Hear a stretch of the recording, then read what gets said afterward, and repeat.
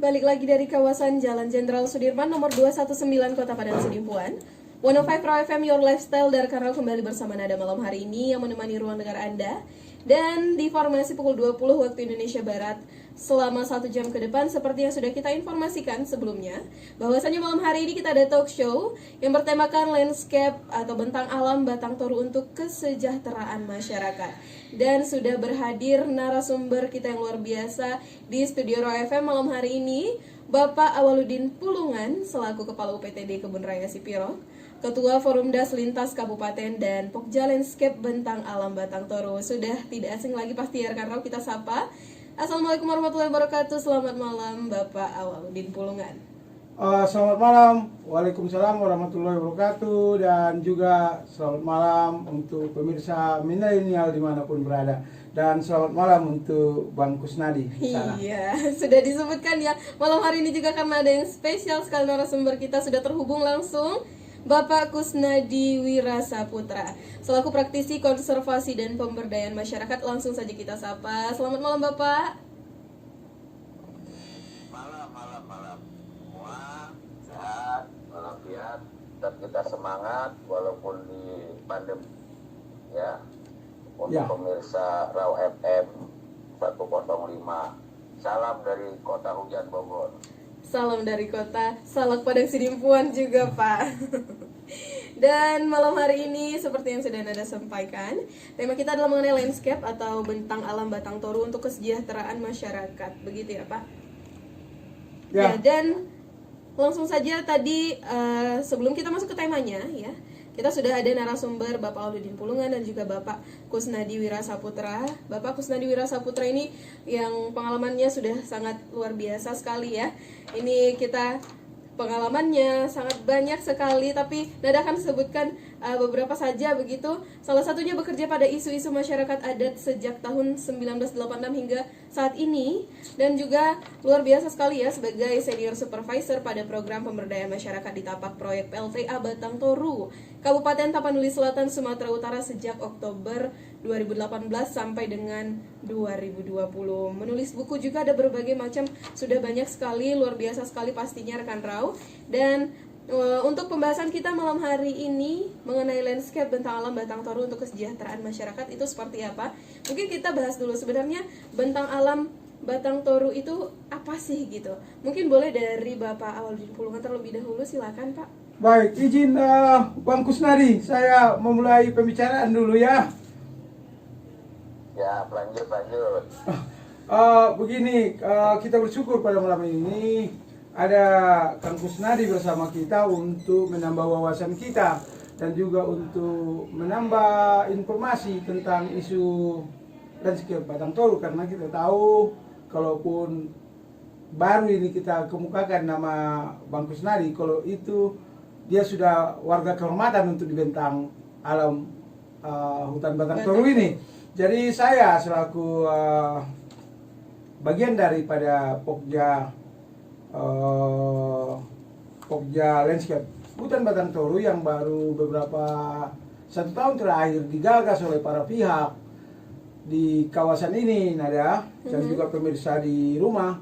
Tentu sedikit kita kemukakan, kalau kita bicara tentang ekosistem Batang Toru, tentu juga yang lebih keren sekarang namanya landscape atau bentang alam. Sebenarnya itu adalah hutan atau harangan bahasa lokalnya atau dalam bahasa Batak, di mana dalam bahasa Batak terbentang dari kawasan hutan tropis dataran rendah berbukit hingga ke kawasan hutan terjal yang berlumut di dataran yang lebih tinggi. Jadi kalau kita melihat ekosistem Batang Toru ini, landscape ini ada berada di 3 kabupaten. 3 kabupaten. Iya, ada di Tapanuli Selatan, Tapanuli Tengah, dan Tapanuli Utara. Jadi inilah bentang landscape hutan Batang Toru ini.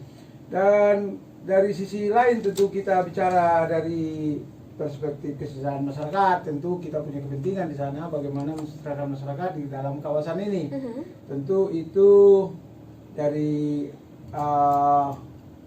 tinjauan singkat tentang landscape Batang Toru dari perspektif yang saya kemukakan. Kira-kira begitu Mbak Dada. Baik, jadi kita malam hari ini berbicara seperti apa bentang alam Batang Toru itu untuk kesejahteraan masyarakat juga. Tapi sebelum ke situ gitu ya, sebenarnya apa yang melatar belakangi dan juga apa tujuan adanya bentang alam Batang Toru ini? Mungkin kepada Bapak Kusnadi Wirasaputra, boleh Pak, silakan.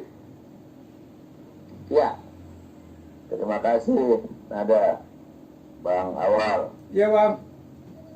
Kita ketemu lagi di udara. Ya, Jadi selamat kalau bertemu. ditanya tadi secara artinya itu sudah dijelaskan oleh Bang Awaludin ya. Tapi kalau tujuannya ini mesti diskusinya agak Nggak panjang gitu ya. Baik. Vertikal Tanya kepada aja. Allah Subhanahu wa taala kan itu.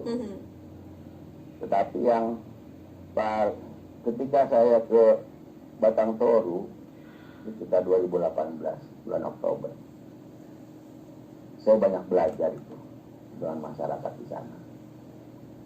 Rupanya ada juga ya situasi Batang Toru itu disebut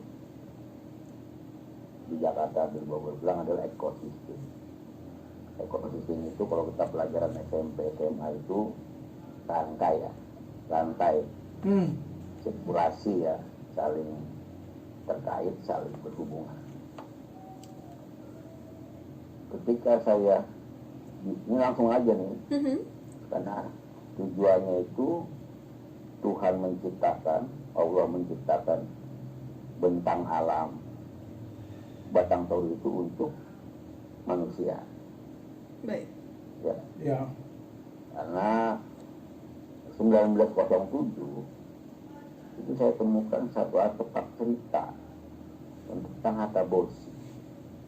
Hataboshi itu komunitas masyarakat ya kan, melakukan budidaya sawah, padi sawah. Airnya dari namanya cagar alam Sibual-bual. Mereka menjaga betul itu karena ini diciptakan oleh Allah Subhanahu wa taala. Apa? Mereka bisa bersawah, mereka bisa memenuhi kebutuhan air minum. Sampai-sampai misalkan kalau saya keliling di 15 desa di Batang Toru ya bagian Kecamatan Malancar, sedikit misalkan apa namanya Sipirok ya kan. Sipirok itu wilayah Luar Jombang, Aik Batapaya, Bulu Badio, sampai ke Malancar, sampai ke Aik Apesong. Mereka semua swasembada pangan. Swasembada pangan. Rata-rata mereka bersawah. Jadi kalau ekosistem Batang Toru atau lanskap ini hanya dilihat untuk sekedar perlindungan konservasi, itu salah besar. Sejak abad 19 gitu kan, orang sudah budidaya sawah di sana. Budidaya sawah, kulit manis gitu kan, jengkol, petai, durian, dan kita nikmatin durian Cisere itu. Nah itu sudah lama itu dibudidayakan. Nah, jadi sebetulnya lanskap itu memberikan bahan makanan bagi orang di kota. Itu salah satu bagian yang saya coba ambil pelajaran. Nah Hataboshi ini 4 desa. Ya, Haun Atas, Desa Haun Atas, Bonandolok, ya, Ciranat dengan Tanjung Rompa. Sejak 1907 mereka mencari air untuk bersawah. Karena ada air tidak cukup untuk bersawah gitu loh. Nah sehingga lanskap Batang Toru itu memberikan air dengan cara 14 bulan menjebol batu hanya untuk mengalirkan air. Tapi sampai sekarang itu luar biasa gitu. Bahkan pemerintah pusat, Kementerian LHK, ya, ini langsung kan tujuan kan ditanya. Iya. Ya langsung praktisi, faktanya ini tujuannya. Baik. Kita nggak perlu ngomong kesejahteraan lah, bisa diukur macam-macam itu. Ukur BPS, ukur Bank Dunia, macam-macam itu udah datanya bisa ngawur-ngawur itu. Nah, ketika awal 1907 orang 14 bulan memahat batu keluar air untuk sawah. Nah sekarang desa-desa itu swasembada pangan. Desa-desa itu terus beradab, membangun peradaban baru, dan Batang Toru itu nggak pernah berubah. Tidak pernah gitu-gitu berubah. aja. Walaupun dulu awal 1990-an atau 80-an ada perusahaan HPH. Tidak lama umurnya karena memang mendapat protes keras dari masyarakat. Karena kalau hutannya ditebang, pohonnya ditebang, kayunya diambil, airnya tak mengalir. Itu pemahaman dan pengetahuan peradaban masyarakat sejak awal 19. Awal 80 perusahaan masuk. Umurnya nggak panjang, 2-3 tahun sudah dicabut. Nah itu salah satunya. Jadi itu salah satu tujuan. Bagaimana Tuhan memberikan Batang Toru itu untuk memberi makan manusia. Tetapi juga memberi makan satwa liar juga. Ada di situ orang hutan yang kemarin ribut-ribut tak karuan itu. Meributkan orang hutan di Jakarta, orang hutannya di Kampung Sedandiang, orang hutannya di Aik Batang Paya. Jadi bahasa langit sama bahasa bumi gitu loh, nggak cocok. Kalau saya nggak cocok gitu. Jadi orang dusun Sedandiang sudah 200 tahun hidup bersama orang hutan. Nah, Anda bisa bayangin nggak pemirsa? Bukan hidup bersama ya, bukan. Artinya orang hutan tetap dijaga. Orang hutan tetap dijaga. Mereka punya perilakunya sendiri. Masyarakat punya perilakunya sendiri. Nah, masyarakat menjaga orang hutan. Dan tidak ada pernah pembunuhan dari dulu. Tidak ada mereka mengusir-ngusir orang hutan. Orang hutan makan di kebun duriannya, ya biarkan saja, memang itu bagiannya. Jadi kalau misalkan bahasa ketauhidan, makhluk hidup lain juga mau hidup gitu. Kata orang Sedandiang, mereka juga mau hidup. Dia akan kita beri makan. Karena dia nggak makan nasi bungkus, jadi kita nggak bisa ngasih nasi bungkus. Kita kasih durian, jengkol, petai. Kalau bisa dia nasi padang, kita kirim nasi padang kata masyarakat. Jadi itu salah satu Bang Awal. Iya, siapa? Orang makan yang pernah makan nasi padang, jadi hanya bisa makan buah-buahan, sehingga masyarakat juga memelihara hopong, hoteng, ya, jenis-jenis tanaman lokal yang memang pakan orang hutan. Jadi mendiskusikan orang hutan, itu sebaiknya datang ke Sedandiang, datang ke Aik Batang Paya, datang ke Aik Nabara, desa-desa itulah yang memang ada orang hutannya. Itu dulu, karena kita tanya tujuannya apa, ya tujuannya untuk makhluk hidup, manusia maupun satwa liar. Baik. Agar hidup selaras gitu. Agar hidup selaras. Jadi masyarakat yang harus juga menjaga habitat yang ada di situ, begitu ya Pak. Kalau dari Bapak Awal sendiri, tadi kita bahas tujuannya dari Bapak Kusnadi itu secara vertikal misalnya. Kalau dari Bapak ini seperti apa Bapak melihat latar belakang dan juga tujuan adanya Bentang Alam Batang Toru ini Pak? Silahkan. Baik, Nada dan juga Bang Kusnadi di Bogor dan pemirsa dimanapun berada. Seperti kemukakan tadi, Bentang Alam Batang Toru ini meliputi 3 kabupaten di Sumatera Utara ini kan, ada Tabun Selatan, Tabun Tengah, dan Tabun Utara, di mana ketiga kabupaten ini secara geografis berdekatan dengan laut yang dikelilingi hutan berbukit dia, ya kan.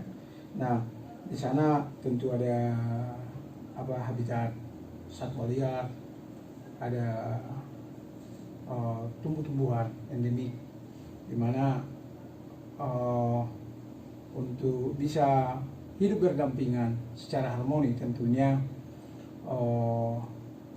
para pihak di sana, ada masyarakat, ada juga kepentingan pengelolaan das terpadu di sana untuk pengairan, persawahan di hulu dan di hilir. Tentu juga ada juga kepentingan pemanfaatan jasa-jasa lingkungan itu, termasuk jasa das di kawasan bentang Bentang alam alam Batang tersebut, Toru itu. Nah, dari perspektif lain juga kalau kita sikapi pembicaraan yang berkaitan dengan lanskap Batang Toru ini, kalau kita bicara secara topografi, sebagian besar kelerengannya itu berkisar 40% dan lebih curam lagi di blok lain, di blok timur. Dan Batang Toru itu yang kita pelajari dan kita lihat di mapping dan juga kita jalani di kawasan itu. Tentunya area hutan Batang Toru ini dalam bentang alam ini ada di 3 kabupaten tadi, tapi kita tidak bicara secara administratif.